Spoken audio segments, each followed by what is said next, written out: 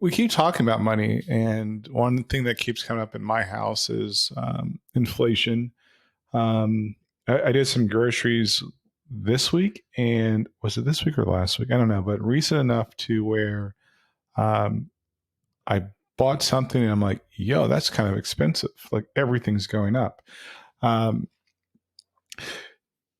I don't get it, to be quite honest with you. As I said before, it's a lot of artificial inflation. I sent a link to how the Canadians are dealing with that problem. They Cracking brought, skulls. I know, right? They brought the CEOs of the top three grocers in Canada to their, I guess, House of Commons. Um, I was going to do like the whole translation. House of Commons are House of Representatives, but I decided not to do that. And a lot of it is, I still believe it's artificial inflation, and that's sad. Aside from that, money's still an issue, and I think that one of the reasons why money's an issue with people is because they don't really they a budget's a bad word, basically. Okay. It's kind of like Uh, diet. yeah, and I don't think it's a bad word. I think it's more of a like a check on where you are financially. So um, doing that frequently is a good practice. So any thoughts, questions on that? Thoughts? Yeah. Uh, no, mostly because I would agree that I think a lot of people they kind of view budget as a bad word, right? They feel like it's ultimately restrictive in that it's going to prevent you from buying the things that you really want to buy. That it's something you have to manage on a constant basis. I mean, I'm speaking from my own personal kind of experience, So and so as you say that, how do you feel when you like? Um, for me, I think of back in the day when I was, especially when I was a carpenter, I got paid in cash, right? Uh, my routine was to get my paycheck, although it was cash, and then later on it became a check. I would go by the bank, pick my son up. I only had one son at the time, so and go to McDonald's, and we'd go to the play place, and that was our routine. yeah, Then when it came to paying bills, it was like something that my son's mom and I would do, like after we got home. She was typically either at work or at school, and we would kind of talk about it. A checkbook was, you had to balance a checkbook. Number one, mm-hmm. there everything wasn't like debit cards are just being really introduced, so it wasn't. Not everybody had a debit card. Number one. Number two, not every place accepted a debit card, or so maybe that made it easier. I don't know. Uh, but the thing I did notice is that I am not the spender. I've never, like, I haven't on my second marriage now. I've never married somebody that's like conservative with the cash. My even my wife now is the spender. I am not, but I'm very cognizant of like what money we have, where is it going, and what are we going to do with it. So those are my thoughts. So I'm not really, the frustration I have is that I'm not the spender. So I have to kind of, I feel like I'm policing or just trying to keep a tab, but not in an overbearing way. But I don't want any surprises, if that makes sense. Yeah. I mean, I think ultimately it's just like I mean, we've talked about this, right? Like that your personal finances are basically like you're running your own business, right? Like your Right. household is your business, and in any functional organization, there's a person who's ultimately responsible for the accounting, right? Right. Whether that's somebody that you pay outside of the organization or somebody that you have inside, there's somebody who is kind of monitoring that on a regular basis. And I think that the same applies within the household. That not that you can't have two people who are able or capable of and interested in, right, like managing the To finances, be fair, I think the key word is interested. I think both people are capable. right? Maybe you're just not interested in doing it. Although I would say that interest may be a function of capability. right?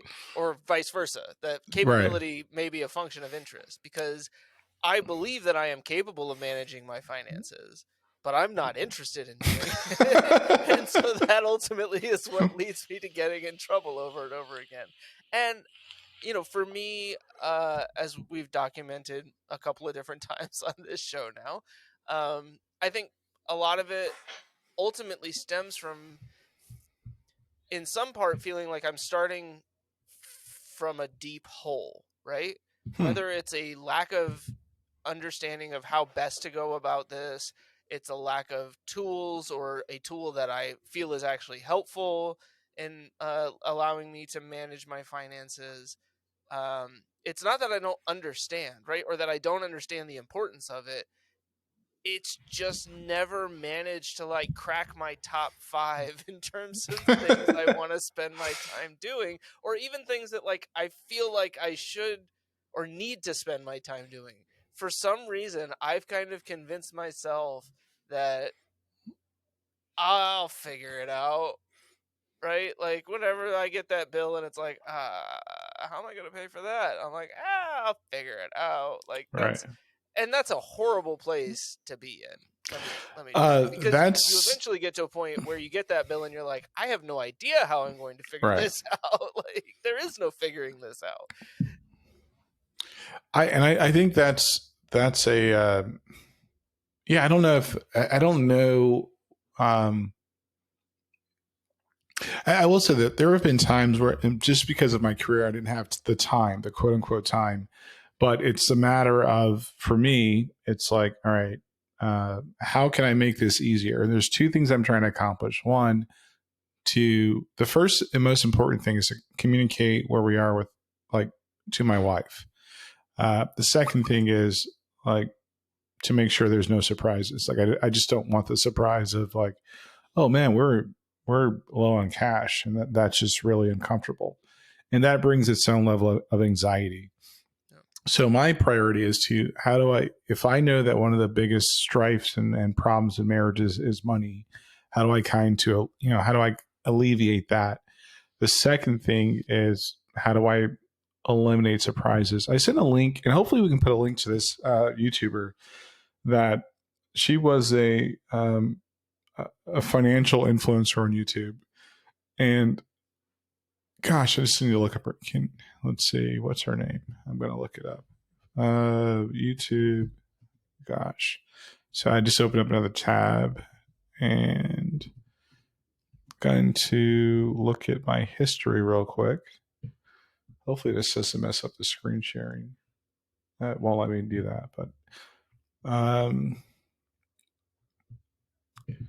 and I'm trying to prevent you from having to block all of my personal information, because I have because I keep doing that. Gosh, it's what's her name? She's very she was a YouTube influencer for finances for a long time, and she just kind of showed up in my feed one day, and I was like, all right, what is she talking about?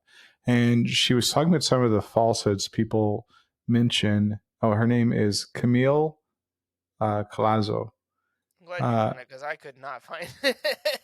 Yeah. Searching through our group text and everything. And one of the videos that she did, and I think I sent it, is why I'm no longer making frugal living content and removed all my content from YouTube. Mm-hmm. So she basically stripped down her YouTube channel, and I'm a fan of her honesty. I haven't watched all of her content. Well, I could probably easily do it because she's starting from scratch. But I agree with what she's saying. Some of the things that we look at with our finances as individuals in this day and age are misleading.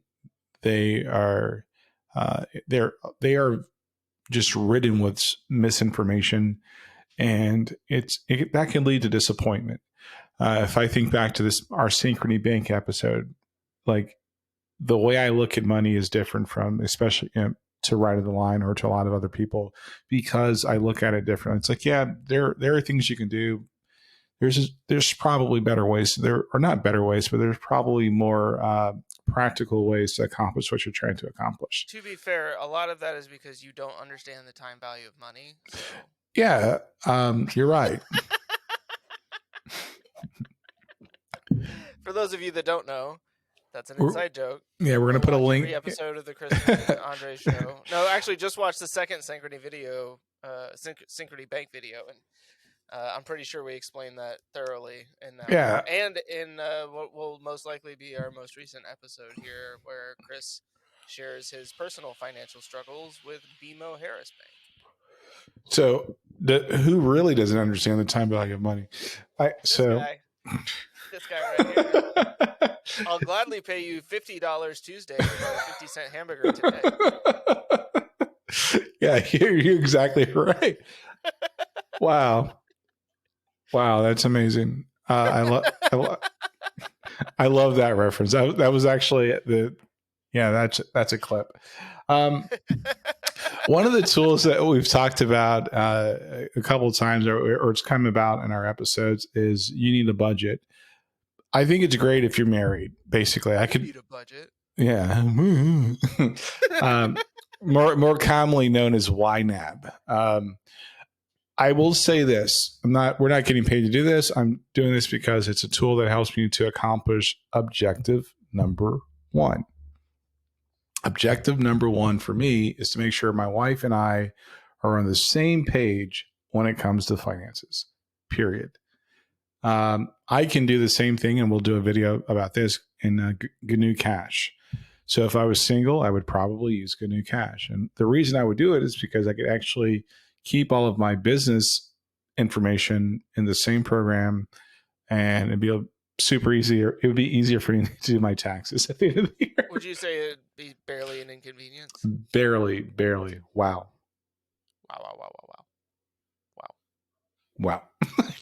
So, so you'll see on the screen, we've got GNU Cash here, and I'm sorry, we have. Oh my gosh, we have. You need a budget up on the screen. So one of the things I'm not trying to sell a product. So I want to kind of get that out of the way. So this isn't our product. We're not getting paid for it. It's just, as I think you kind of stated earlier, like, these are things we literally legitimately believe in. Like, products this is a product that Andre uses on a regular basis to help manage his finances. I love it so much that I have paid for 2 of my children to have a year subscription. And yet you have yet to offer to pay for mine. Because you're a grown ass man. So I use it very, very, and one of my family members I paid for, like, I don't know, or maybe I use a link at the bottom, pay it forward. But I think actually you too. So I did do that. I did say, hey, give me the 30-day like free trial. Or no, you actually got 2 months. 2 months. Yeah. Yeah. And then it expired, and I was like, yeah. It's a lot of money. Yeah. I also struggled mightily to get it organized. Okay. But that's because I like to move money around. It's like find the red queen, you know? Like, I hate transferring money. That's one reason why I use credit cards in a very hesitant manner. Like, I really do. I just hate transferring money. I hate paying bills. And I'm like, when I say like time value of money for me is like time frustration, like value of money. Like, I hate doing because I forget or whatever. And I want it to be as simple as possible because I do believe 2 things about human nature. We're selfish and we're lazy. So I don't try to run more so than others. So I know that I will forget to I'll forget to transfer money. So I want to automate as much as I can, not think about it. If I incur debt, I want to do it in a way that makes sense and I can sleep at night.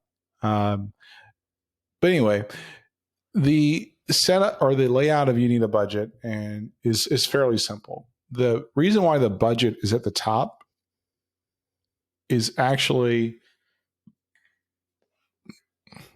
because you're spending money based off of your budget, not based off of your checking account.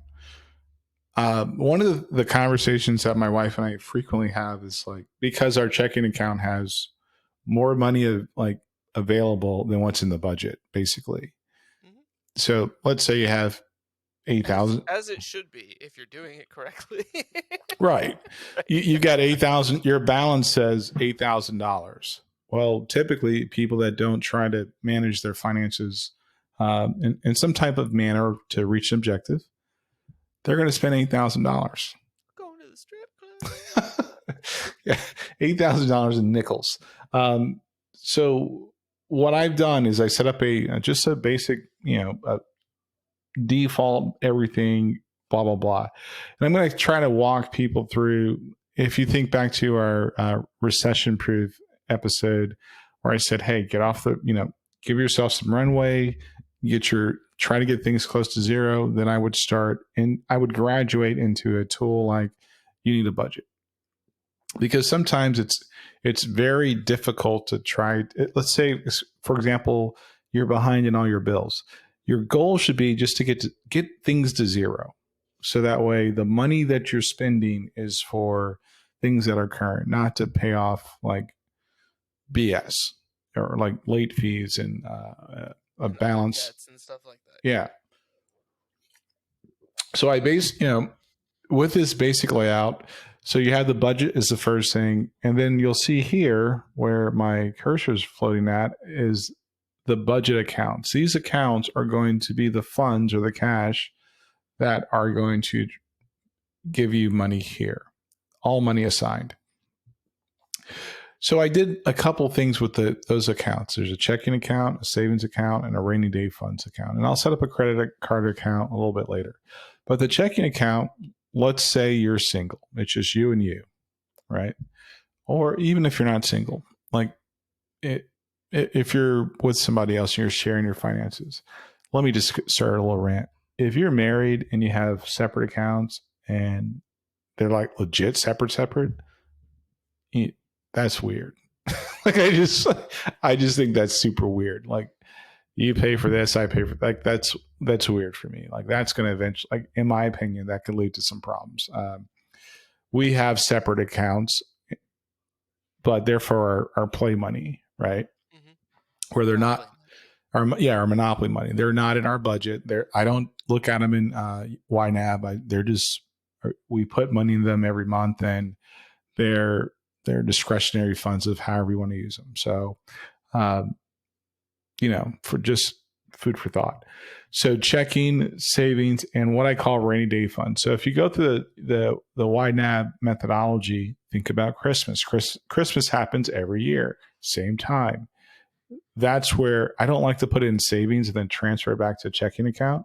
We actually have an account where we basically we set aside that money there, and just so I don't have to transfer it, basically.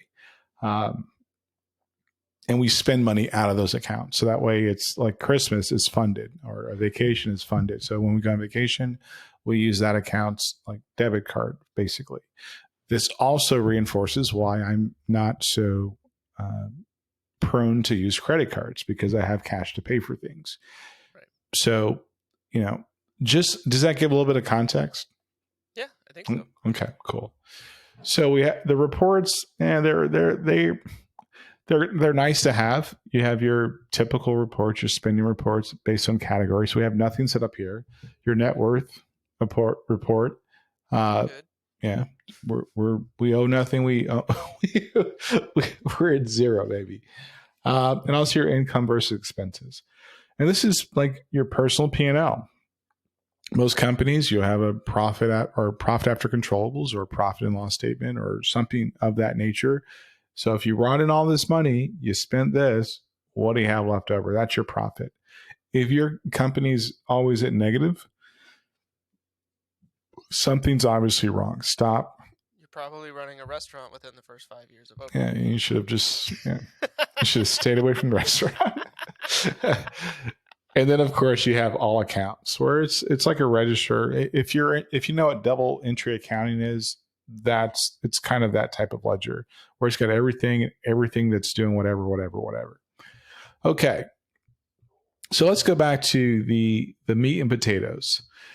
All money assigned. So when you get paid, when you make money, that should be like, when you make money, the first thing you should do is tell that money where it's going to go.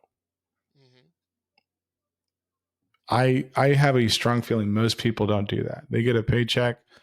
Then if it's Friday, man, they're going out to the club. If you people get paid and businesses count on you actually spending more money than you want to spend. Um, if you look at how retail does their inventory, how they do their stocking, they're anticipating you going to spend that cash. My wife went to the to the bank last week and to get some cash out, and the bank ran out of money because people got their tax refund checks and they withdrew money. So the bank literally ran out of money. They didn't have enough money to give her. And I was when she called me, I was like, "What?" Were she banking with SVB or Signature? No. it's it's a credit union, but I was like, "Are you're kidding me, right?" She's like, "No, they really just said we don't have enough money." I'm like, "Okay, so just hit the ATM." I'm like, so we were able to maneuver through ATM. It was like playing Pac-Man, trying to find ATMs to get cash out. So uh, when you get that money, like whether it's a refund, which I don't typically get, a refund check or a bonus, it's there. You shouldn't. Your goal should be not to spend it. So the budget is in the categories here: bills, rent, mortgage, electric, keep the lights on, frequent groceries, uh, non-monthly expenses, gifts, home maintenance, auto maintenance, goals, vacation, all those things that you may or may not want to do. And just the default categories and groupings they make sense. Like you don't have to overanalyze this to make this super complicated. Anyway, so let's get started. Any questions so far? No? No. All right. So let's say today, since it's Thursday, the starting balance is that. We're going to add a transaction. Say we get a paycheck. We get some money. Andre's paycheck. I have to do the right case, or it'll drive me crazy. Yeah, it'll drive me crazy too. And I don't have my glasses on, so as we already know. And since it's an inflow, so money coming in. Mm-hmm.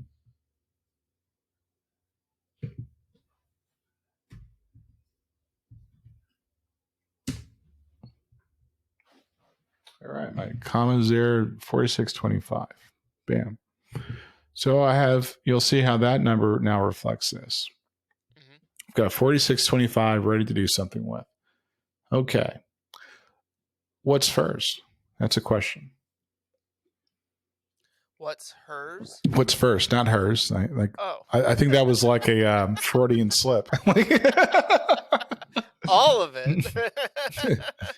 I mean, my guess would be rent, mortgage if you haven't paid it yet.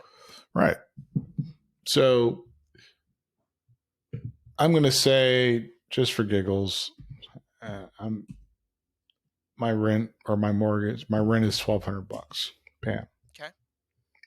And my electric is, I don't know how much electric is, but 100 and just call it 100. $100. Okay. These little progress bars, if you have it's going to tell you that you have enough. Let's say it was 50, but I'm sorry, let me back up. Let me back up all the way up, all the way off of YNAB's back. Let me take this out. Well, all the way off my back. So let's say I have, rent doesn't make sense to do that. But I know that my electric bill on average is $75 a month. Mm-hmm. And I'm going to say, need it for spending, for groceries, stuff like that, where you have the ability to spend from that target, right? Mm-hmm. And yes, I'm going to say it's $75 a month, and it's due every month on the 15th. Sure, that sounds about right. Because a due date is a suggestion, right? According to Chris, yes. No, according to Andre. Let's get that right. Not a due date is not like a the it's due by, right? Not due on, right? So YNAB is telling me I need to save, $75 by the 15th, and say is the, or whatever month it is. Let's say I just have $30. Then it tells me, well, you need $45 more, dude. Yeah. You got to get that right. It gives you a little indicator. But let's say I get paid and I'm just gonna be like, all right, it's $75. It gives the feedback there is actually pretty good, because once you get to a point where you're just kind of rocking and rolling with it and you're good, you've got money, and you're spending your money or assigning money when you get paid the right way. Mm-hmm. Preparing your budget is fairly simple. You're not going to just take out your debit card and be like, oh, I've got 42.50 or 46.25 in the bank. You're going to say, no, I have 33.50 that I can spend. And you're going to hopefully get that number down to something, to hopefully zero. You want to get the number down to zero amount of money to spend? Yep.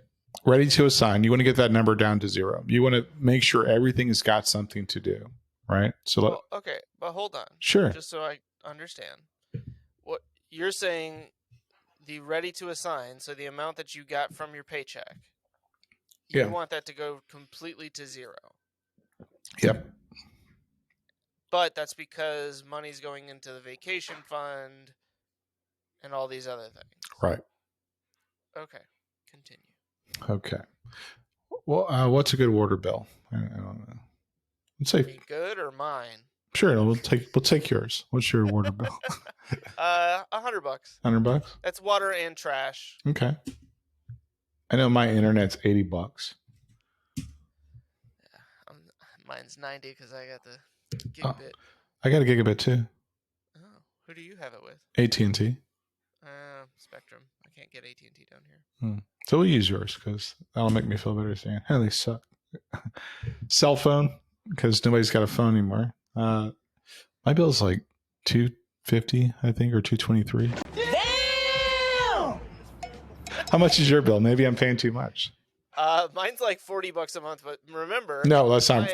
Yeah, it's like trolls. That's how the trolls. Yeah, yeah, the trolls are coming. I think I'm spending I know I'm spending roughly, because it's really just me and my wife, about $600 a month in groceries. Okay, real quick. Mm-hmm. So on the electric one, right, it says funded because you created a target. Right. What happens if now let me back up, because that's a good question. Let's say that, like, what I normally do is I take the average of my bill and pay it, and that's my that's my target. Right. This is embarrassing to say. I haven't technically had an electric bill since October of last year.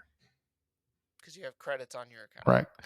Because even when your electric bill is lower than what your target is, you're still paying your target. Because I know summer is going to come around, and for some reason, the AC is super expensive. Well, actually, I dropped it like $125. Did you buy a new AC unit this year? No, I did not. I trusted my Nest thermostat. I installed ceiling fans on my upper floor, and I bought a dehumidifier. So those couple of things actually probably helped me save $125 a month. Nice. So I guess my question was going to be, normally you would go and do that, creating a target for most of the accounts, right? Right. You said, like, it doesn't really make sense to do it for, say, rent or mortgage, because you know that that's going to be consistent every month. Your water bill, you would have a target for that. Your internet, you don't need, because that's going to be consistent. Same with cell phone. But you could, though, right? You could, and you don't have to, right? So, because, like, when you go to the next month, you can just carry forward the amount, right? You can actually copy that over, so you see we're in April. I set targets for everything because I'm kind of OCD about that. So when I see that if I take this down to zero and it's like yellow, I'm like, oh, I need to review that, right? it's a good indicator for me to be like, oh, I need to, make sure that we're planning for a vacation. We probably may take a vacation. But some things you probably don't have to. Eating out. No, Go ahead. And I think that was one thing when I went through and was doing YNAB. I created a target for everything, even the things that were consistent, because like you, I was like, well, I want that little reminder thing, right? If I haven't assigned the money to it yet, I want it to tell me, hey, you need to assign the money to this, and to remind me how much it is. Once I go into a new month, okay, this is all of my expenses target wise that I'm expecting to have to pay this month. The tricky thing about YNAB is you don't do you do the current month. Like I'll never do like April. I'm not trying to pre-plan April. That's weird. No, I want to yes, April 1st, right? Right. Once I get into April 1st, and some more cash comes in, every time I get money, I sit down and say, I have another, $4,000. What am I doing with it? I never just go, well, I've got $4,000. I'm going to burn through it. Nope. I want to figure out what I'm doing with, the $4,000. It makes life a lot. It makes you responsible for what's happening, as opposed to things happening to you and you're just kind of, reacting to them, which is not a good spot to be in, especially financially. Now, eating out, I will say during our renovation here, I was spending a lot of money. But I think realistically, if it's just me and my wife, I may say like $300 a month. We're going to go out to eat probably, a couple times a month and call it a day. Transportation. Now, I'm not going to set up like vehicle loans, but you should personally, like I have a category called transportation where my car payments go into. And that way I just kind of go, whatever those are, separately from this particular layout. But you don't have to do that. Okay, wait, back up. Okay. Explain that one more time, because I don't think there is they have a loan. You create a separate account there. A separate, I create a separate category for like cards and any debt I have, because I want to take advantage of the fact that the debt reduction tool they have in here is pretty good. And so I'm linked, and so if I get a line of credit or debt or mortgage or auto loan, I want to make sure that those categories are where they need to be at, basically. Gotcha. So I can. Yeah, I think I missed that part of YNAB the first time through. Yeah, you want to like it. When I really got serious about like trying to get in a better place, it took me a good 6 to 8 hours, just like getting all my bills together, looking at all my accounts, and saying, okay, this is the roadmap. This is where I'm literally at. And if you don't do that, you're doing it half-ass. And as we learned from Parks and Rec, Ron Swanson, never half-ass two things, whole-ass one thing. For cars and vehicles, you definitely want to set those things up, because you want to know, if I took out a loan, how long is it going to take me to pay that off? Secondly, if you have like a surplus, if you're not going to spend all of the income that comes in, I'd pay an extra, I think, a couple $100 extra a month on my mortgage. Like, because it just makes sense, right? Yeah. Paying down your debts makes sense. Right. So extra pennies go to, pay down debt, or to, give myself some breathing room, or just, obviously pad my electric bill. So I think I'll pay my first electric bill possibly in July, or maybe actually, I don't know. I need to go back and reevaluate that, because this year is actually, I've got a pretty decent credit. I just got to figure out where the stopgap is, where it makes sense to like try to, maybe I need to readjust my average. Maybe I need to, I don't know. I haven't figured it out yet, but I could skip a month of not paying my electric bill, or in my case, my true utilities are one bill. So trash, water, blah, blah, blah. So, Mhm. anyway, any questions so far? No, other than we talked a little bit about transportation, and you were saying that typically, your auto loans and stuff like that are going to be in a separate account. So then transportation is primarily fuel. Yeah, it's pretty much gas. So, and I know I spend, I don't know, what do you spend in gas? I have no idea. Okay. Too much. I spend $260 a month in gas.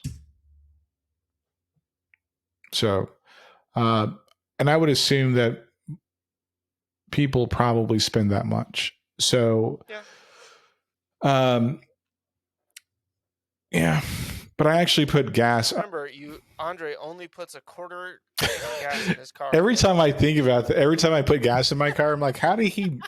Did I say that wrong? I always feel terrible about that. So the rule of thumb for me is when my car gets to a quarter of a tank, I fill it up. My theory, my philosophy on that is a lot like the trash, right? It isn't filled until it's spilled. It's not empty until the light goes on. Jesus Christ. Yeah, well, you got to stop doing that. So another thing I tried to do is look at I'm going to go to the next category, non-monthly, the things that happen whenever they happen. I'm like, we've talked about this a number of times. Home maintenance. I think most people replace a roof between 12 and 15 years. The last price I saw was about $15,000, I think. Yeah, it's not inexpensive. Yeah. So let's say, but then you have to look at, things like maybe you have a service agreement for pests. Maybe you have a service agreement for your HVAC. Get those balances, figure out what it is, and basically do the same thing, need it for spending. Mm-hmm. So let's say 15,000 let's say 12,000 just for easy math. That sounds good. So 1,000 divided, and you want it, your house is 5 years old. So 10 years from now, you're going to need $15,000 or $12,000, right? $12,000. So 12,000 divided by crap. I knew I was going to do that. 10 years. 10 years. That's 10 times 12, 120.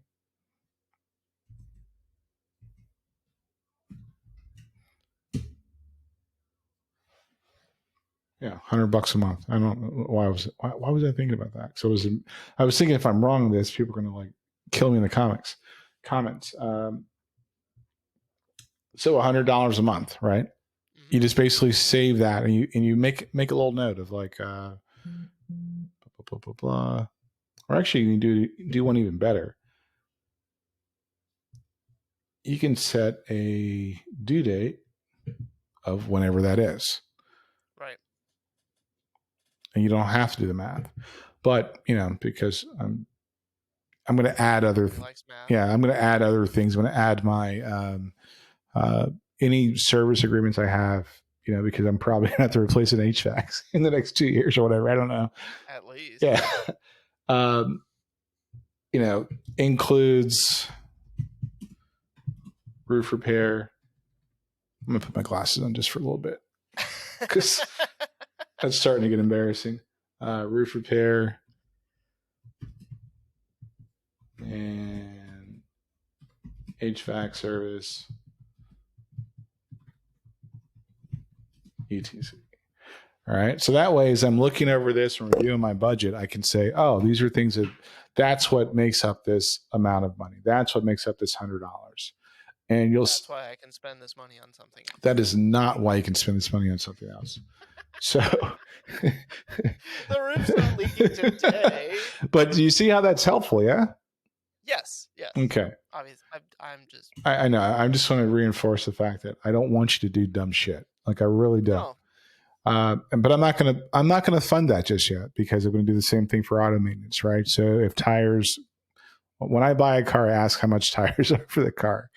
It's really bad. I looked through the maintenance schedule and I kind of estimate ballpark what it's going to cost to do each interval of service. I wish there was a easier way to say whatever the percentage is. I don't know, but figure out that number, because if it's, if it's $150 a month or whatever it is, just make sure you're planning for it. So when your car has a problem, when your car needs tires, you actually can take care of those things without using your credit card. I don't give a shit. I care, but I don't care if it gives you cash back rewards. It's just not worth it when you have the cash to pay for it. Most likely something is going to happen where you're going to end up not paying all of it off, and you're going to accrue interest, and then it doesn't really make any sense in the long run. Right. Yep. I have I actually do have a gifts category, and we for whatever reason, it's like $100 a month. Like somebody's always, no matter, there's no way getting out of that. It's just like, and yet I never get anything. God. I bring the jokes. Andre's got the knowledge. Chris got the jokes. Yeah, Chris, the jokes are funny as shit. So this is like Tyrion Lannister in Game of Thrones. That's what I do. I make jokes and I don't know things. And here we are. So you see that the ready to assign is, it is where it is. Now, I just want to stress again, when you spend money, if you get the YNAB app, you're on your phone and you're out, doing whatever, you're going to literally enter the transaction. You're going to check that before, you're able to, hopefully, But the idea is you would look there and not say, what's my current bank account balance? Right. Because you've already assigned some of that amount of money that's in the bank account to other line items that need to be paid. And God help you when you have the amount of, let's say you have your roof replacement already in your account. Mm-hmm. Hopefully you put that in your savings account or whatever, because you can at least get a few pennies in interest. The last thing you want to do is see that, I've got, $12,000 just hanging out and spend it. That is terrible math. That's bad math all day. Yeah, don't do that. Your bank balance is not the indicator that you think it is, right? Now, how we do it in my house is like, I'll put money into the rainy day funds for things like gifts or auto maintenance. Bigger expenses, they go into savings. Now, watch what I'm going to do here. Let's say I do those transfers. I don't need a category. I'm just going to put $500 here.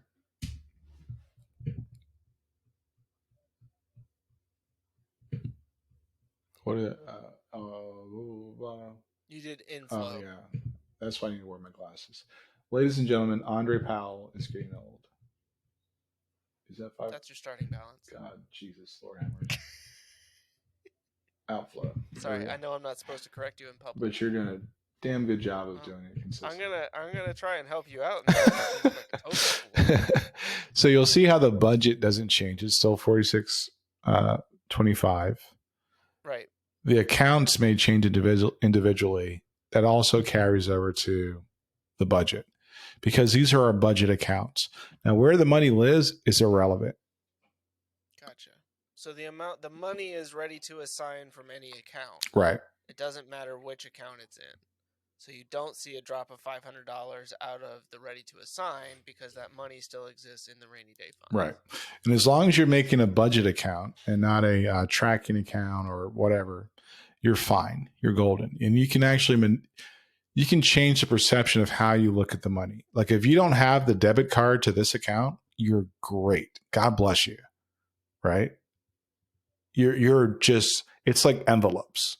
It's like that money lives somewhere else where I don't have, like, you have to know that you're grabbing that card to spend that money. You're doing that to yourself. Don't be mad at the universe. Be mad at Chris. But because Chris did that. I'm usually mad at Chris. Well, and you should stop. Quick question for you. Yeah. You said you hate doing transfers. Is that an actual transfer? Yeah. Are you moving that money to another account? That's a literal. It's not your checking account. That is a literal. That's maybe our joint account, or maybe like we spend money out of our like it's actually called joint account. So our daily spending comes out of that. Everything else goes into our. It's literally called, the nickname is rainy day funds. We link it to our bank, and but we know in YNAB it's called the rainy day funds. So if you use that debit card, we had to have a conversation. It goes without saying. If you're using that account, we've talked. Mm-hmm. Does that kind of help? Yes. So, and I make sure that I only have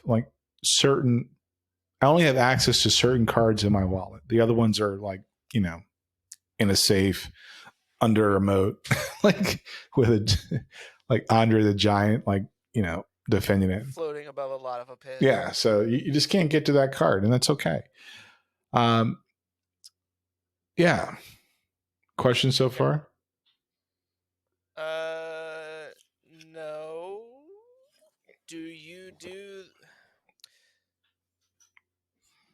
I said no, and then I'm going to ask a question.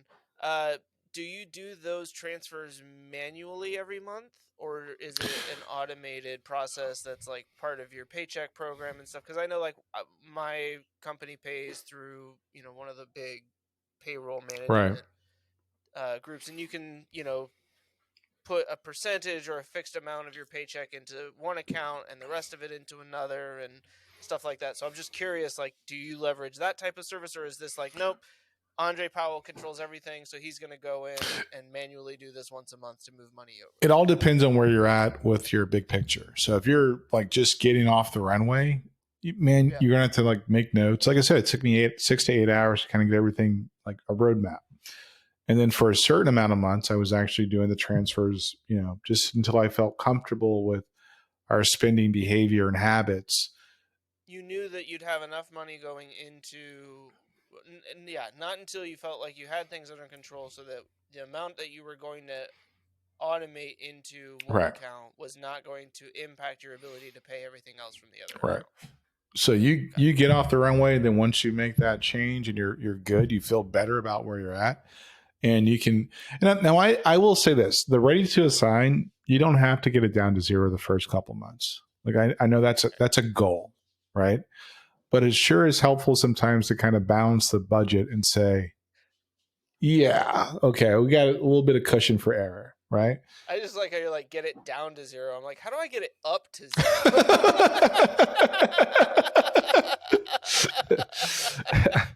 Well, that's where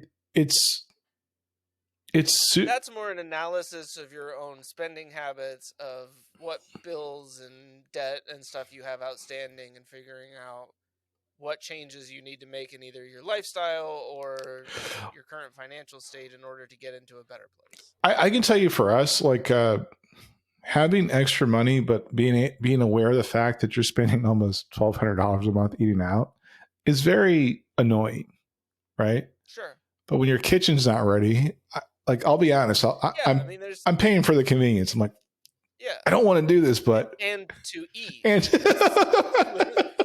you could have just, hey neighbor, can I cook in your kitchen tonight? Because I don't want to spend $1,200 eating out this month. So who the fuck are you? I've never met you. Yeah, so I'm spending an extra $600 and net, right? So if I'm not spending the money in groceries, I'm spending it on food. But to see the difference, it's like, oh, that's costing me $600. So I'm doing it for the convenience, and it's not wrong or right. It's not bad or good. It's just a matter of I can accept where I'm at that moment in time and do something different. Sure. Vacations are the same thing. Everything, but let me back up a little bit. I've heard this argument, and I kind of agree with it. I do believe the cost of living has exceeded what people make. I respect that. I get that. I'm saying, and I'm not saying this makes you rich. Right. it does reduce the stress.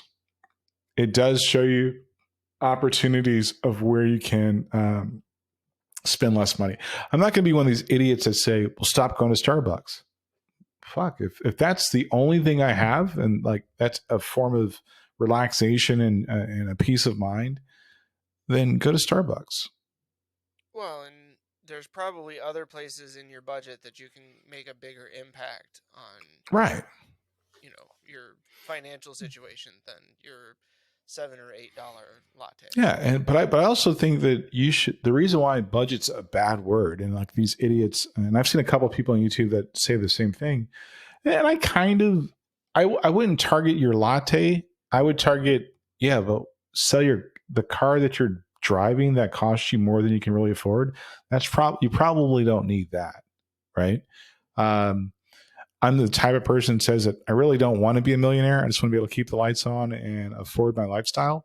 So I'm not trying to be a millionaire. So like ixnay on the millionaire schnay, because that's not what I'm trying to do. I'm trying to comfortably live and enjoy my life. And using a tool, and this is not like super in-depth view, but of you need a budget, but it's not hard to basically just kind of say, okay, if I have this amount of money, what am I going to do with it? That's all I'm trying to say to people. Look, I don't care if you want to go to Starbucks every day, God bless you. Plan for it. Plan for it. Right. If you want to buy like old 8-track cassettes because you're nostalgic about it, plan for it. I mean, have at it. Weird, but no judgment. Weird. If you want to continue to build out your extensive collection of Funko Pop vinyl figures, plan for it. Like, and then you have to if you need to wear a different t-shirt every week that you record your podcast, plan for it. Expense it to the podcast.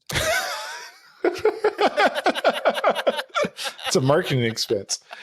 But so that's my perspective on it. It's like, look, I'm not. No, and that makes way more sense than like stop spending money, right? Right. Because that seems like a lot of the times that's the general idea behind a lot of that advice is it's like, you're spending too much money. Stop spending so much money. And really it's about, okay, analyze what it is that you're spending and look for ways that you can make some small improvements. It's incremental. And then it's a snowball effect, right? Like every month that you cut back a little bit, or like you find an area that you can spend a little bit less, then you're building towards, having a larger rainy day fund. You're building towards being able to go on vacation. And all of that. And sometimes I will admit there are times where it's like, like my dilemma with my electric bill or my utility bill. It's stupid. It's like first world problems, right? I'm not trying to brag about it, but it's like I like having flexibility, right? Is it worth me spending an extra $130 a month? Sure it is. Just because I like the puzzle, right? $130 like extra that I'm spending is just kind of like, how do I get this down? What else can I do to optimize this? I give a lot of credit to my career at McDonald's, right? It wasn't about drastic improvement. It was always about incremental improvements, right? In McDonald's, the target is 90 seconds in drive-through. Insert all the memes here because that never happens, right? And insert a picture of a Chick-fil-A drive-through. God bless. Like, there's different expectations. But the reason I was so good at McDonald's was because I knew that it wasn't about hitting a home run every day. It was about incremental improvements. I understood the assignment. The assignment was, how do I improve labor? The first thing I understood how to improve was food costs. So how do I understand where all my ketchup packets are going? How do I train my employees that, no, it's 2 napkins per item? How do I train people that, no, it's probably worth it to, if you're not sure about the order, to repeat the order because it does a couple things. It improves customer satisfaction. They get the right order and I'm not wasting food. So for me, those, like looking at it in incremental improvements as opposed to how do I save $2,000 a month in my personal budget, that's unrealistic. But if I have the information in front of me of like, well, you're spending this, you're buying this, and like, well, why? Right? That's trash. Like you buy things that you don't use. And I learned this at a younger age. I'd rather save up the money to buy something really nice and something I want, as opposed to buy a bunch of things I don't want and not use them, and it's just pretty much trash. Yeah, I mean, it's basically, you'd rather save the money and buy a nice set of Bose noise canceling headphones, Right. than on an impulse decide to go to Walmart and buy the cheapest set of noise canceling headphones they have there that are just going to break or stop working or not be as effective or not be comfortable, and ultimately lead to you kind of wasting that money because you're not going to continue to use it. It's yes. I saw a Rode microphone stand. It's $149 on Amazon. I looked it up today. I was like, I really want that. Do I need it? Nope. But do I want it? Yep. So with my play money, how do I not spend X amount of dollars for X amount of time to where it doesn't affect other things I'm going to buy? Right? I don't need it right now. I want it. I don't need it right now. I'm just going to save up whatever it costs for me to get it and get it later. But I really want it because it looks cool. Like it doesn't do anything different than this one. I just really want it. So, I don't know if that's a good way of describing like how I look at like money and stuff. Maybe I'm second guessing myself. I don't know. Do you have any other questions? Is this helpful? So far. Yeah, cool.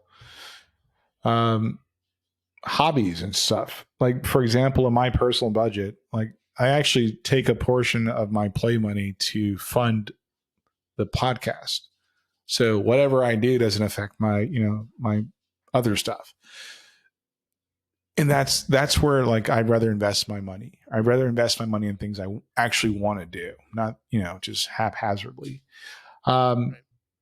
Let's talk about credit cards because people have credit cards. I'm going to create an unlinked account. Credit card.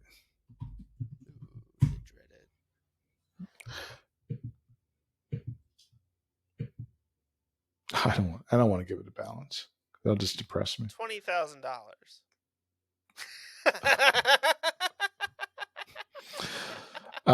Let's say it's somebody owes $4,000. That's manageable.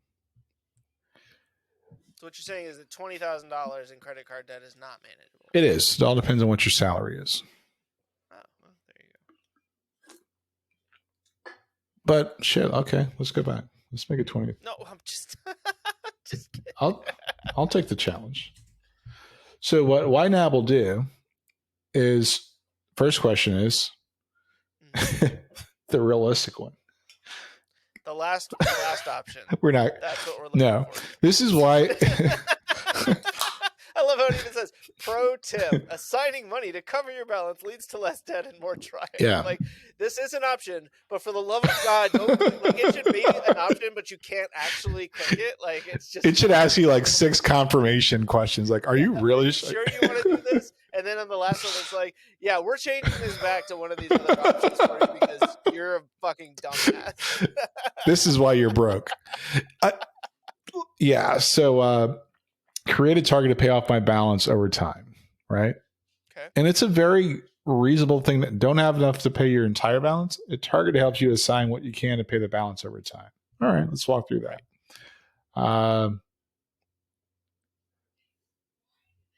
Let's pay it. So you have options. Yeah. Even more options, right? And let's just start with the minimum balance. So $20K, I would assume that's probably, I don't know what 10% normally, right? So let's say $200 a month. Actually, no, it's 2,000. Oh, I'm sorry. What is it? What's the normal? I don't know what the normal minimum amount balance, or let's just say, I don't know, let's just say $200 a month. Right now, you're currently paying $200. Okay. I don't have a rule of thumb or anything cool to say about that. It'll take you 100 months to pay off that balance. Okay. Because you don't have $20,000 in credit card. Right.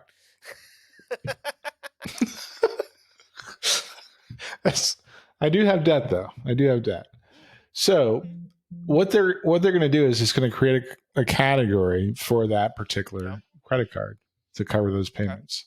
You hit next, bada binks, we're going to go done. Bada booms. And then you have $20,000. So when you look at your budget,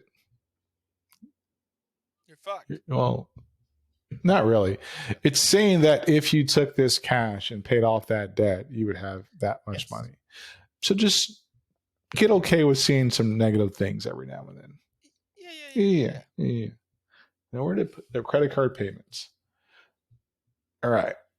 So it's saying when you go to our credit card, now I would actually move because psychologically this bothers me, right? Okay. So you would move it down. Yeah. Debts are debts. Yeah. They're not like bills. Yeah, they're not the most important thing in my life. And that would depress the shit out of me if I saw it the first time I opened it. Every time you logged in and a credit card did it, motherfucker. Yeah. So I would that makes sense. Definitely not put that there. That would depress the crap out of me. And let's say this month I'm going to take out the $1,527 and pay $225.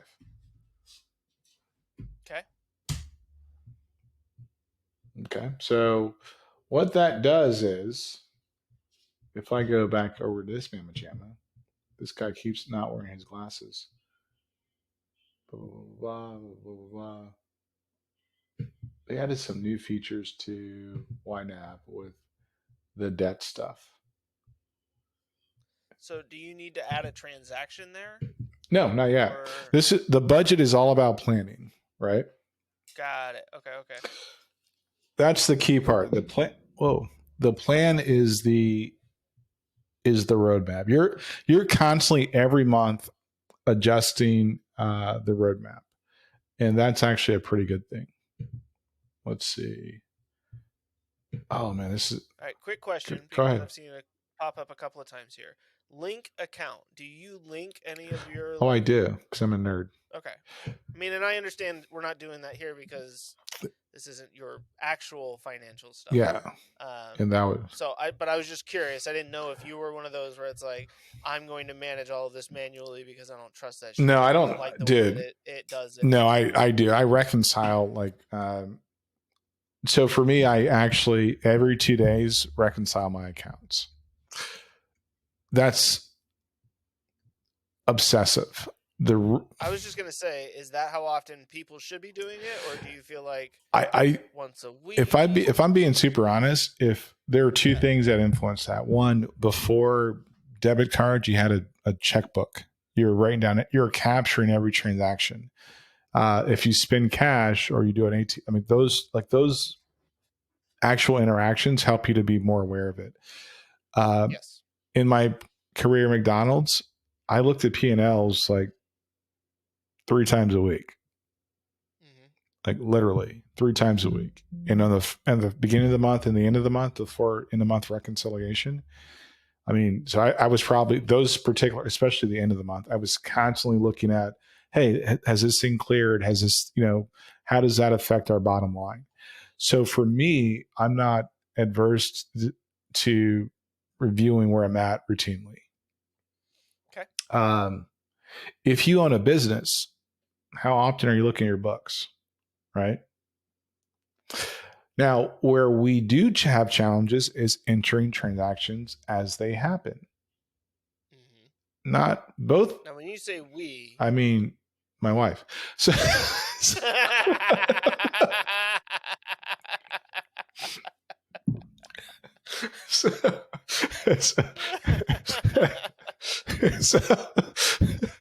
God, I hope she doesn't watch this episode. She's like, I can't believe I did say it. But that's okay. That's where I have to. That's where this is helpful. It helps us to communicate about where we're at. It helps us to stay. We don't want to color outside the lines all the time. So that's my point. This tool is helpful for situations like mine. It prompts me, like when I look at my phone and I see the little notification, there's something transactions to import or whatever. That means that, well, there's things that she bought that she didn't track, and that's okay ish. But and typically there is a 98% chance that we're still within we don't have categories over budget, basically, or overspent. Does that kind of answer your question? Yes. All right. Dang it. Why didn't I? All right. So I was trying to show, I did the little doomajiggy. I think it does it with mortgages. I can't remember. So they added some new features to how you do the long-term debt, like credit cards or whatever. Let's try and add in a car. I think that might be a better example. First car. I even put things as far as like taxes for the cars and blah blah blah. Because there we go. That's why. Because you're going to have to pay it at some point. Right. So the credit card accounts don't have an interest rate. That's interesting. That makes sense. So let's say my car. We're going to call that my car. And it is a auto loan. And let's say you have 12,000 on the balance. And an interest rate of I don't know, 5.25 for a used car. I don't know. Monthly payment, let's say 300, because that sounds about right. And we'll just make a new category. And we'll say new category group, and we'll just call it straight up debt.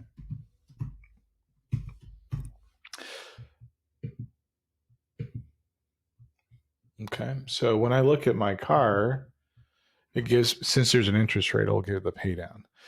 Gotcha. One thing about credit cards, and I'm always on the fence about this, and it goes back to the Synchrony Bank thing. Mm-hmm. I have a hard time with those being budget accounts, right? So they may be budget accounts, but I treat them as debt. Right.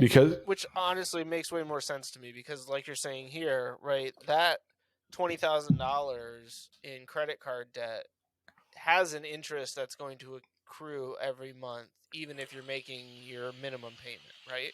That balance is going to continue to accrue interest, and so it's going to take longer for you to pay it off over time. It makes, I agree, like ultimately I think that makes way more sense.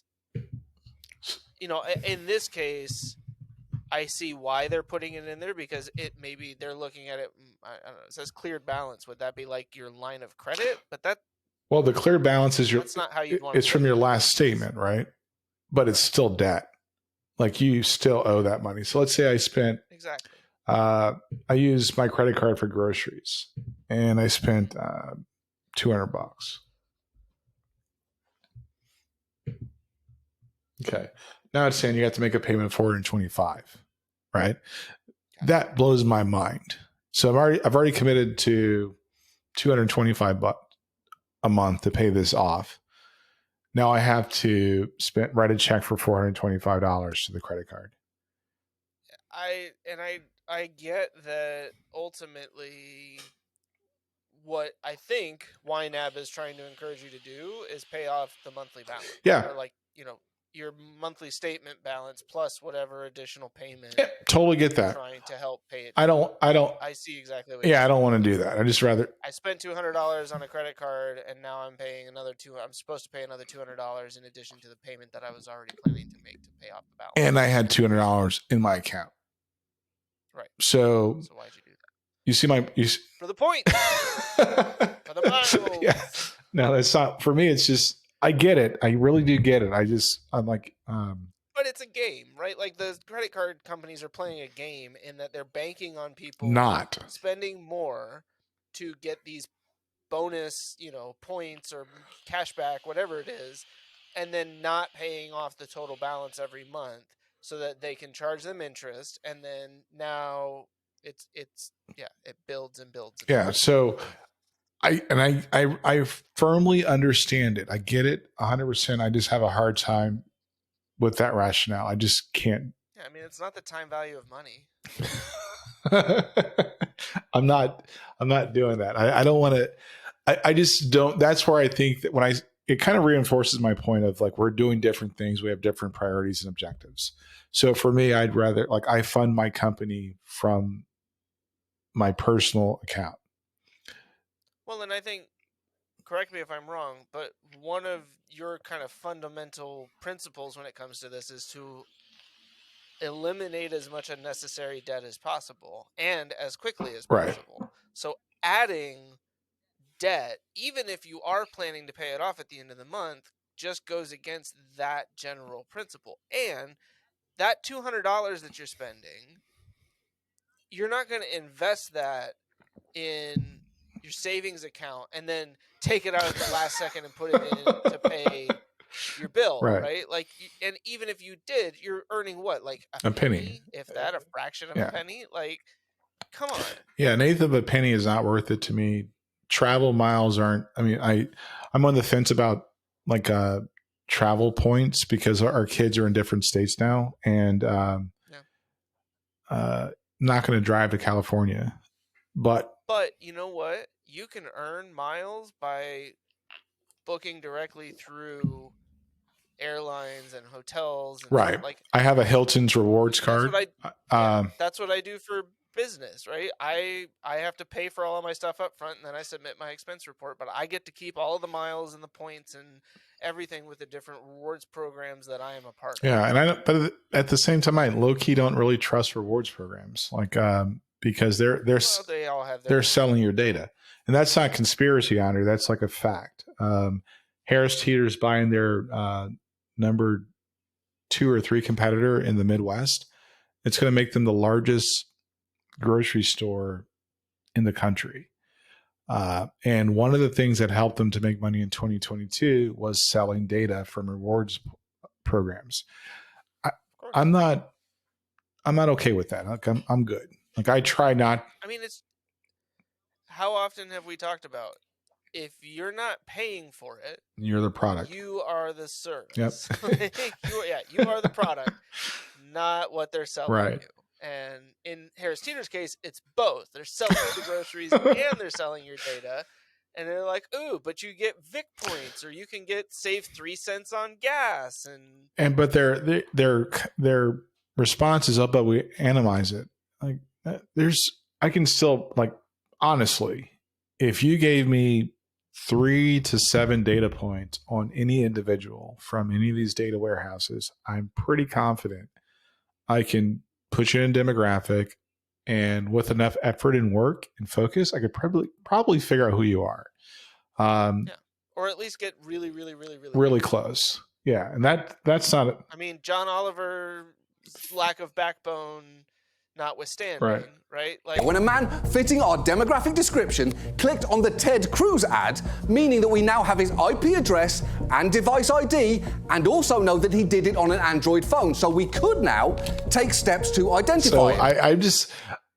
So anyway, I don't want to rail on that, but I just think that there are tools out there. This is a good tool, and there are the YNAB community on Reddit is pretty helpful. They actually killed their support or their forums on their website ish. They're not as good as they used to be. Because private equity money. So I think it's worth the subscription if you're married. And if you're not married, I just think it helps you to kind of navigate. And first of all, it helps you to get a roadmap. Secondly, it helps you to navigate that roadmap. So I typically grab my phone before I spend money or before I go into a place and say, oh, I have $700 left in my grocery budget. So I'm going to go spend groceries. And I'm not worried about it. If I'm buying clothes, I know what my clothing budget is. So I'm not worried about it. I have the cash available. Those are things that help you to get to what you're trying to accomplish. I'm not going to argue against the fact that the cost of living has exceeded wages and salaries. That's a valid point. But are we? But that's also something we all have to live with, right? Like complaining about it isn't making it any different right now. You still have to figure out how to balance your finances in the current situation that you're in. So as much as it may not be great that that's the case, you still got to figure it out given the means that you have. And that's all I would encourage people to do. And I'm not trying to. I don't have it all figured out. We have, especially during our torturous remodel and renovation, we've exceeded some budget lines, right? But we're also able to cover the expenses. Try not to take on unnecessary debt. I get it. I just literally experienced that.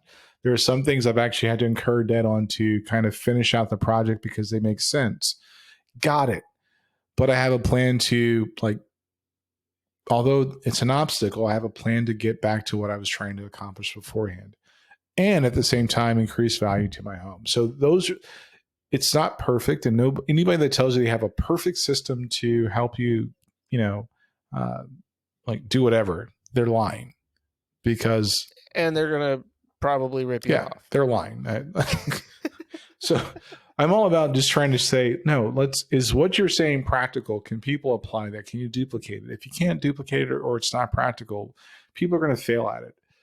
I do see the value in using the tools to accomplish those tasks, and YNAB is one of the ones. So let's go back to the car example. Because I don't want to forget that. And they don't have all the types of like how you can improve these things, but same thing with the car. So if my payment is, what did I say? $300, and I make a payment of for my car, my car. I like that. Right. Let's say $350. Okay. When I look at my car again, I just decrease slightly the time that it's going to take me to pay off. So by 2 months. Yeah. So when I pay off, when I have extra cash, that's where I want to put my extra cash to. I want to get a good picture of what's happening and be like, yeah, I really don't want to like pay for this. Now, if I change it to 300, what was it again? My glasses. Gosh darn it. 3 years, 7 months. And I'm going to say, yeah. Yeah, so the extra $50 is saving you a month, basically. Right. So if I compound that month or, every time, car's paid off quicker. That's how I like to look at it. You want to click that? I'm going to click that button because it's saying there. It wants you to. So one-time extra in March, $50. Oh, crap. Now you've done it.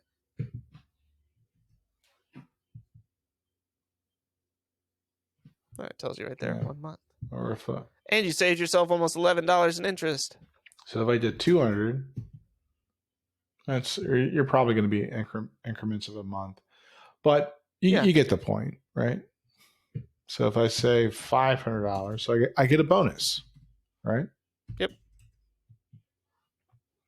There you go. Time value of money, that bitches. No, stop, because Right of the Line is pretty cool. I like them. Was it Right of the Line that said that? Yeah, I think so. Or I don't remember specifically. And I mean, I'm just joking. Yeah. So I think that, it's a nuanced conversation. We all have different perspectives and objectives with what we're doing with our money, but there are tools available. So if you said to me, hey, is it worth I think their subscription's like $100 or something like that a year. Is it worth it? Mm-hmm. Yeah. 100 divided by 12. Yeah, totally.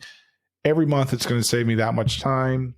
The effort, energy, and conversations that I have with my wife, going to save me probably $70 a month, right? And if you just don't buy one Starbucks latte, Jesus Christ. you're already paying for it. Or what you can do what I you can do what I do. I actually have a category of subscriptions. Oh, snap. So I actually literally have a category group called subscriptions. And everything goes into it because everything is a subscription these God days. help us all. And that's one of those things. It's like the most. I went to buy a freaking pants the other day, and they were like $30, and I was like, "Oh, that's a good deal." And they're like, "With an annual subscription," and I'm like, "It's pants. Why do I need a pants subscription?" So, what is their current price? Can you Google that so that I don't have to open up another tab? Let me Google that for you. I don't even know. I just know that I think I get like a grandfather discount, which is kind of cool. Oh my god, because you're a grandfather. Because I'm not, and if you say that too loud, my wife will like, "Who's having a baby?" Then I gotta, like, ooh, annual plan, $80 savings, $825 a month, $100 paid annually, or you could do the monthly plan for $14.99 a month. Yeah, I wouldn't do that. I would. Well, yeah, obviously, because that's obviously. Do you want to pay $80 extra? So it's how much a year? It is $100 a year. So let's say, all right, universe spending $100 yearly, and let's say April 24. So I buy it this year, or whatever, right? And just say, okay, that's my target. And then I just have to put $715 away every month.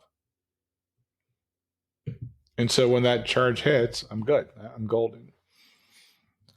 Wait, I don't understand because it says it's $825 a month. $825? Wait, so it says $99 paid annually. Oh, okay. $825 a month, but you put $100 in. Right. Maybe the math's wrong. And it's saying it's only $715 a month. So somebody's math is. Yeah, it's not mine. Well, obviously, I mean, it's not YNAB's either because it's it's all their math. Somebody, yeah. So at some point, that's not my problem. My point being is like you buy it, or even if you do the $14.99, you get to a month where you have a little bit of surplus to say, well, I'm going to pay off the rest of the year, right, or whatever it is. However you want to do that, or you go ahead and buy the annual subscription at that point. Yep. And just like, all right, cool. And then you're not going to, like, I don't think about $7 or whatever it costs me a month. I don't think about it. So when. For the price of one latte. That's so sad. For the price of one piece of avocado toast. Jeez. Yeah. You too can help manage somebody's finances. Yours. I will. In the arms that's. I love it. Like we both went to different Sarah McLachlan songs.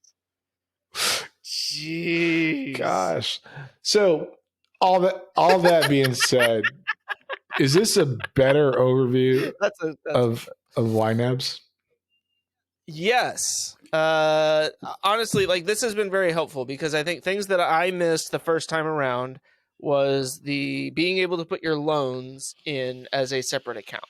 Right? Like, and that it goes under debt and stuff. I was just kind of, everything was going into budget and I had like just a category for that. I like the fact that you can then look at that and say, okay, this is when I'm going to be able to pay it off. If I can make some extra payments, yada, yada, yada. Excuse me. Not expect that to be that forceful. You like the loans. Yeah. I like the loans. There was something else. Okay. Let's say this month, right? You've assigned, okay, or let's do this. What you have, okay, groceries, right? You have $600 assigned. You've spent $200. Let's say you end up spending another $500 instead of $400. Can you add that transaction in real quick so we can take a look at what that does to the budget here? So you spend another I spent $500 on groceries because I was really, really hungry. Like more hungry than I normally am by a lot. But I have enough groceries to get me through the rest of the month. okay. So you're $300. Glasses. That's your car. Oh yeah, Because yeah. we didn't have any money assigned to that. Well, that's gonna drive me crazy. Yeah, Cover just payment. fix it. Yeah. You see how my brain just like reacted to that? I'm like, oh, it's red, it's bad. Yeah. Andre C. Red bad. Red bad.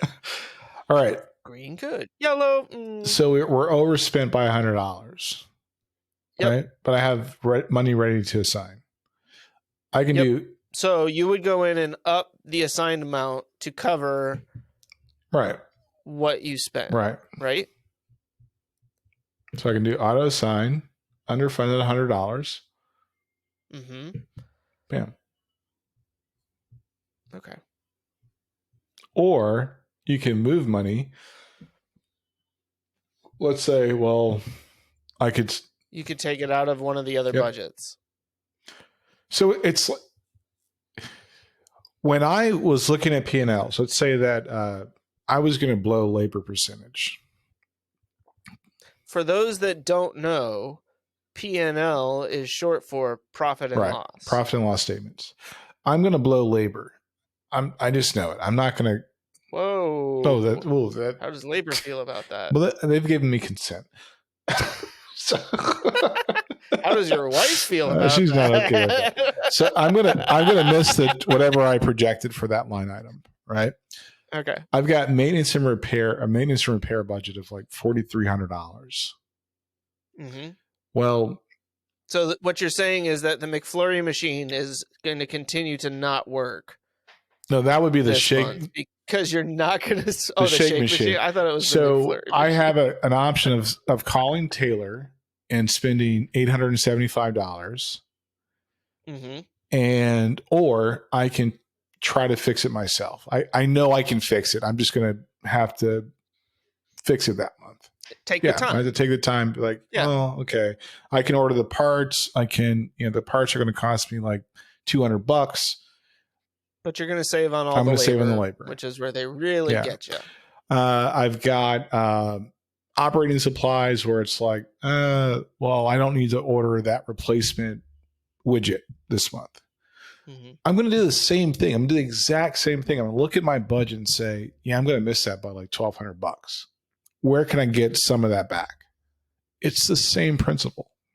So for me, it's almost natural to say, when I look at my budget, well, I'm missing this. What opportunities do I have to make this better? At least lessen the impact. You may not fix all of it, but you're going to lessen the impact. So, for example, you spend an extra $100 on groceries this month. Maybe that money then comes out of your eating out budget. Yeah. If you haven't spent it already. So you say, all right, well, we spent more on groceries, so we're not going to be able to go out to eat as much. Or, we had to spend extra on gas because we had to make this unexpected trip. So now we're going to spend, we're not going to go eat So out with gas on a trip, I actually put that in entertainment. Right. So you're going to need, this actually kind of gives some more context to why I don't really worry about spending money on gas. If I'm going to visit you or visit my sister-in-law, you guys live way far away, right? I'm going to probably, get a tank of gas to go there and back, typically. Yep. Or I'm going to fill up, basically. That's going to be an extra fill up for the... Not just a quarter of a tank. Not just, just an eighth of a tank. I'm going to fill up an extra time that month because we went outside of what we normally do. I put that into what I call entertainment. So that way I'm not penalizing or being like freaking out because like gas is like, I spend an extra $70 or $75 to fill up. No, I spend an extra $75 in entertainment that month, not my gas budget. Right. So you're going to shape and mold your categories based on on the things you routinely do. When you got married, I basically gifts. I was like, I'm going to spend this amount of money. And, the ready to assign just kind of okay. And that's where that money came from. It wasn't because I didn't have the money or I was like thinking about it. It's just like, all right, whatever. But then you try to assign things realistically. I'm okay with not getting ready to assign to 0, to be honest with you. That is not a YNAB thing, and that's not a envelope type budgeting thing. It's just kind of like sometimes things happen. I've spent enough time in business where it's like, you got to have I don't want to have an SVB moment, basically.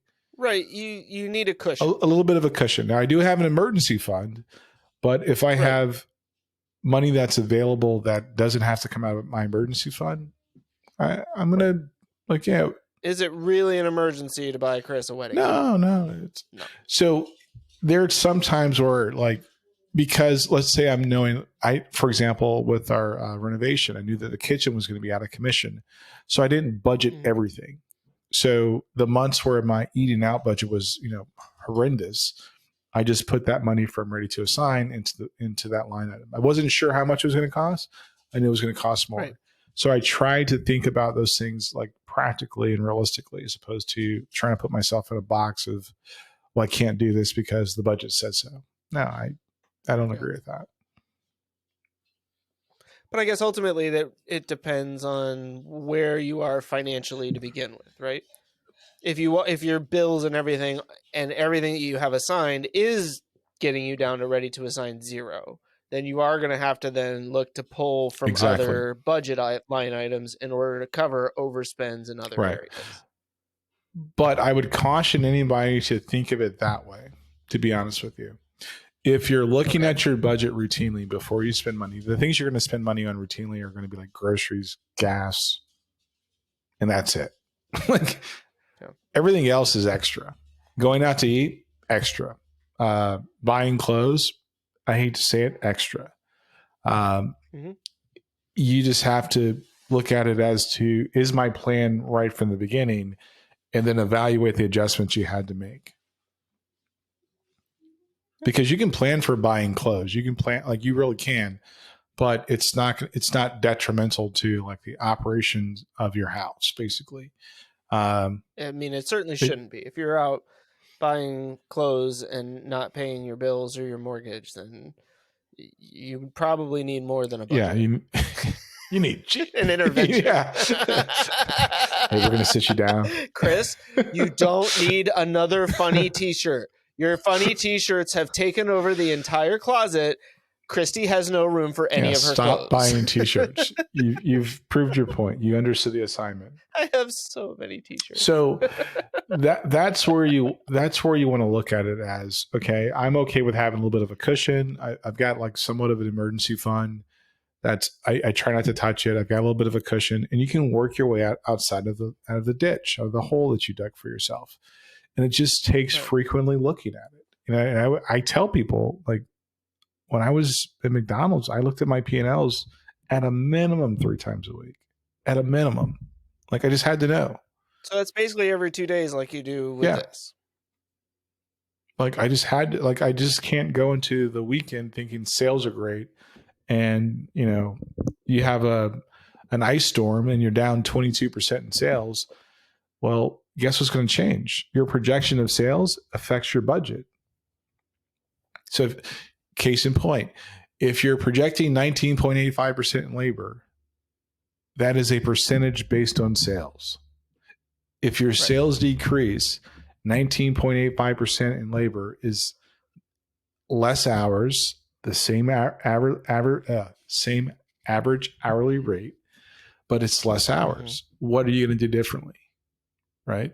If that snowstorm or ice storm happens from Saturday, not just Saturday, but Sunday, which is another slow day, and affects Sunday by 30%, well, you're just as equally screwed. And then you have to think about, well, are people going to work on Monday? If half of the town isn't going to work on Monday, you're going to have lower sales. So you have to be proactive in how you adjust for those things. No different from your budget. So everything it's relative, but you have to just check in and see we're good. think we're gonna be okay. But if something dramatic changes, like, well, I just had to replace, I had to get a plumber to come out and do this.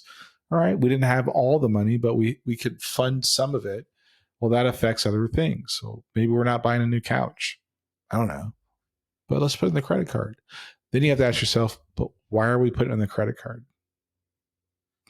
So that we don't have to pay interest for 6 months. Yeah, no. But does that kind of give some... No, yeah.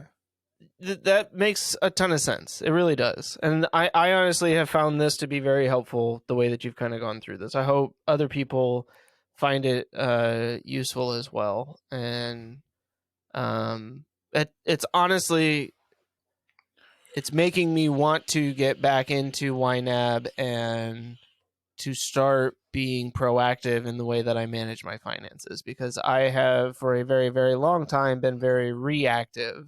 And it's put me in this position of not wanting to look at my finances because it's sometimes depressing.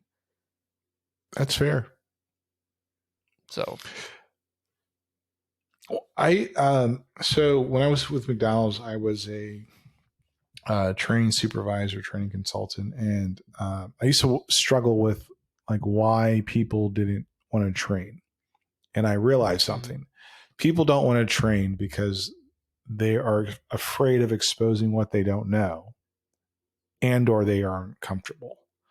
There are two ways to get around that. Learn it. Like learn what you're uncomfortable. Watches, they're one and the same.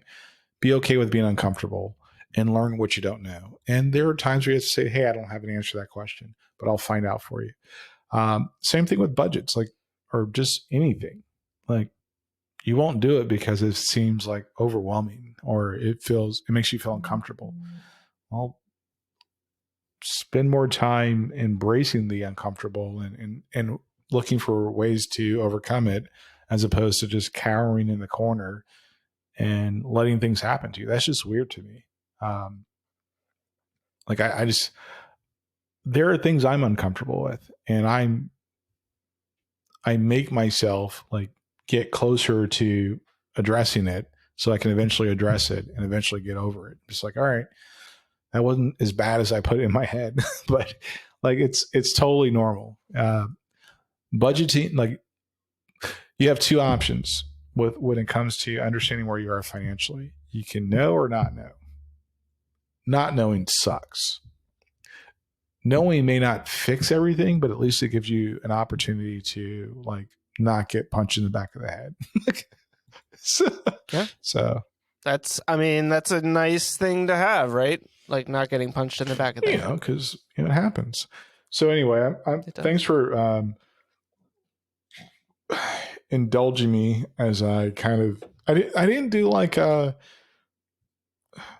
will say the people at YNAB are I don't want to say this the wrong way. They are a growing company, and growth is something they're focused on. But I do believe the heart of the original company, and I used their software when it was first an Excel spreadsheet, as I said before. The heart of the company is still there. It's kind of getting clouded by the fact that they have to grow, and I hope they don't sell to Intuit or whatever.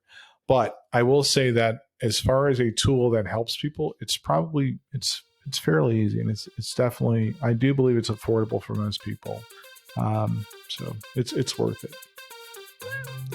Hey guys, thanks for watching this episode. In case you ignored my previous instructions, make sure to subscribe to the channel and hit that notification bell. Oh, and don't forget to tickle that little like button. And if you have something to say, you can drop it in the comment down below. See you on the next one.